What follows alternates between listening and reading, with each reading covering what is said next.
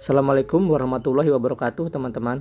Jumpa lagi bersama saya Anton, masih di pembahasan soal P3K keperawatan. Langsung saja kita ke soal yang pertama. Tuan M datang ke IGD rumah sakit karena mendapat kabar putranya mengalami kecelakaan. Setelah ia sampai di rumah sakit, ia mendapatkan putranya telah meninggal dunia. Ia tampak berdiam diri dan masih tidak percaya bahwa putranya telah meninggal. Selang beberapa waktu ketika seorang perawat mencoba mendekatinya, ia menjadi marah. Ia mempertanyakan bagaimana pelayanan dokter dan perawat rumah sakit tersebut sampai putranya tidak tertolong. Berdasarkan deskripsi tersebut, berada pada fase berduka manakah Tuan M saat ini? Mari kita bahas pilihan jawabannya satu persatu. A. Denial. Denial itu fase penolakan ya teman-teman. Penolakan. Kemudian B. Anger. Anger itu marah.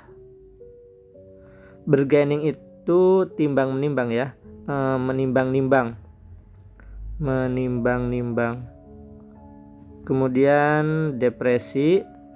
Depresi dan acceptance itu penerimaan. Fase penerimaan. Kira-kira yang mana teman-teman? Jika teman-teman memilih jawaban yang A, maka ini kurang tepat. Oke, jawaban yang tepat adalah yang B, anger, pada saat marah. Kenapa saat marah? Kan mungkin ada yang bertanya ya. Di sini kan ada kata masih tidak percaya bahwa putranya telah meninggal. Bukankah itu fase penolakan? Ya, benar. Di waktu sini, ini sampai sini, ini fase denial, penolakan. Kemudian selang beberapa waktu, jadi selang beberapa waktu kemudian, saat perawat mendekatinya, ia menjadi marah. Jadi fase denial sudah terlewati, kemudian ke fase marah. Dan kata kuncinya itu yang di saat ini. Berarti saat ini fase Tuan M itu adalah fase anger atau fase marah. Jawabannya yang B. Soal nomor 2. Tuan R, 25 tahun, dibawa ke rumah sakit akibat tersiram air panas. Berdasarkan hasil pemeriksaan, diketahui pasien mengalami luka bakar pada seluruh lengan kiri, dada, perut, dan seluruh kaki kiri. Berdasarkan data tersebut, berapakah persentase luka bakar yang dialami Tuan R? Mari kita hitung satu persatu. Di sini seluruh lengan kiri. Lengan kiri, saya tulis di sini lengan kiri. Lengan kiri itu 9%.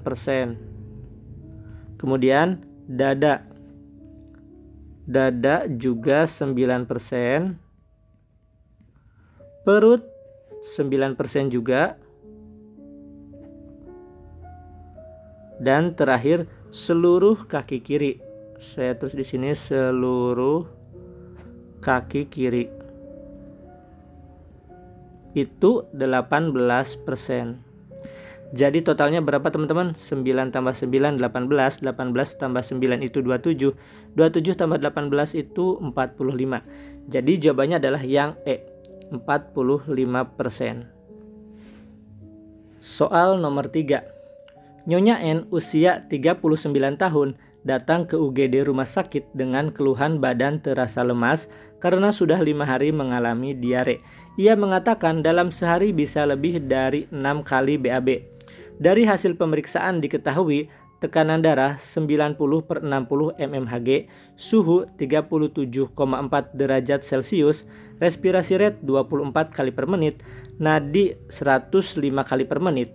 Klien tampak pucat, kulit dan mukosa kering, mata cekung. Berdasarkan data tersebut, dokter menginstruksikan untuk memberi terapi cairan 3000 cc dalam 24 jam. Berapa tetes per menit cairan yang diberikan? Oh, ini menghitung tetesan impuls. Ada dua cara ya teman-teman. Yang pertama itu rumusnya jumlah cairan, saya tulis mili ya, dikali faktor tetes saya tulis ini aja deh, dibagi waktu dikali 60. Kenapa? Karena dalam 1 jam itu 60 menit. Kan yang ditanyakannya itu per menit ya. Maka sama dengan berapa mili yang dibutuhkannya? 3000 mili dikali faktor tetesnya kita buat 20. Dibagi waktunya itu 24 dikali 60. Kita sederhanakan. 60 itu bisa dicoret ya. 20 dibagi 21, 60 dibagi 20 itu 3. Kemudian bisa disederhanakan juga, 3-nya dicoret dan jadi 1 sama dengan 1000 dibagi 24. Maka hasilnya kalau tidak salah itu 41,6 ya teman-teman. 41,6. Maka jawabannya adalah yang B ya, 42 kita bulatkan. Ada juga cara lain teman-teman. Caranya adalah jumlah kolom dikali 7. Ini kalau 24 jam ya, dikali 7 dikali 24 dibagi waktu. Kalau 24 jam sih waktunya ini bisa dihilangkan ya dibaginya, karena 24 dibagi 24 itu 1. Maksudnya bagaimana? Mari kita coba. Jumlah kolom 3000 itu berapa kolom teman-teman? Satu kolomnya kan 500, berarti 3000 itu sama dengan 6 kolom ya.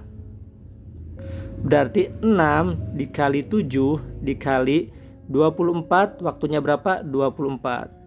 Maka 6 dikali 7 dikali 1.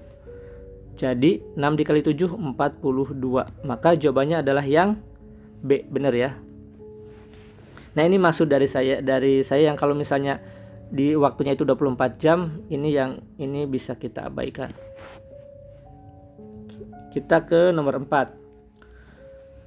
Nyonya D usia 29 tahun datang ke UGD rumah sakit dengan keluhan badan terasa lemas karena sudah 5 hari mengalami diare. Ia mengatakan dalam sehari bisa lebih dari 6 kali BAB. Dari hasil pemeriksaan diketahui tekanan darah 60/90 mmHg, suhu 37,4 derajat Celcius, RR 24 kali per menit, nadi 105 kali per menit. Klien tampak pucat, kulit dan mukosa kering, mata cekung. Berdasarkan data tersebut, dokter menginstruksikan untuk memberi terapi cairan 2000 cc dalam 24 jam. Berapa tetes per menit cairan yang diberikan? Oh, ini soalnya hampir sama ya, bedanya cuma ini aja nih. Cairannya 2000 cc dalam 24 jam. Mari kita hitung sama-sama. Rumusnya yaitu jumlah kolom dikali 7 dikali 24 dibagi waktu. Ini lebih sederhana sih kalau menurut saya. Jumlah kolom 2000 cc itu berapa kolom teman-teman? 2000 cc itu sama dengan 5 lagi. Iya, maksudnya satu kolomnya itu 500, jadi dibagi 5 berarti 4 kolom.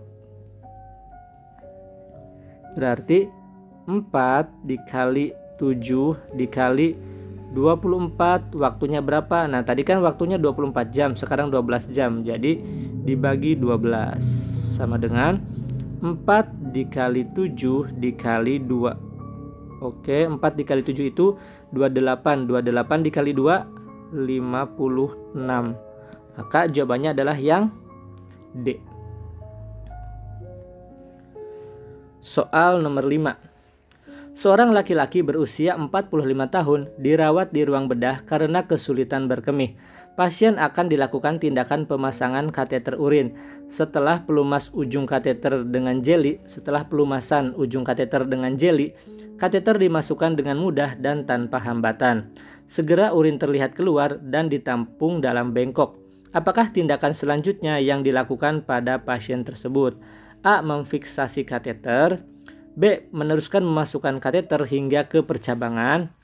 C. Mengembangkan balon dengan NaCl 0,9%. D. Menyambungkan kateter dengan kantung urin. Atau E. Menekan pubis pasien dengan lembut. Oke, kira-kira yang mana teman-teman jawabannya? Ya, jawabannya adalah yang meneruskan memasukkan kateter hingga ke percabangan. Baru setelah masuk ke percabangan, kita kembangkan balon dengan NaCl. Kenapa tidak dikembangkan dulu dengan balon? Karena takutnya si ujung kateternya itu belum masuk ke kandung kemih, misalnya masih di ureter. Kalau misalnya balonnya udah dimasukkan bisa pecah. Kalau menyambungkan kateter urin setelah mengembangkan balon ya. Kemudian kita fiksasi. Ini kalau menekan pubis pasien dengan lembut ini untuk mengkosongkan kandung kemih ya. Misalnya masih ada sisa-sisa, kita keluarkan. Baik teman-teman, itu saja yang bisa sampaikan di video ini. Kalau mau diskusi silahkan tulis di kolom komentar. Terima kasih sudah menonton video ini dari awal sampai akhir. Akhir kata saya pamit. Wassalamualaikum warahmatullahi wabarakatuh.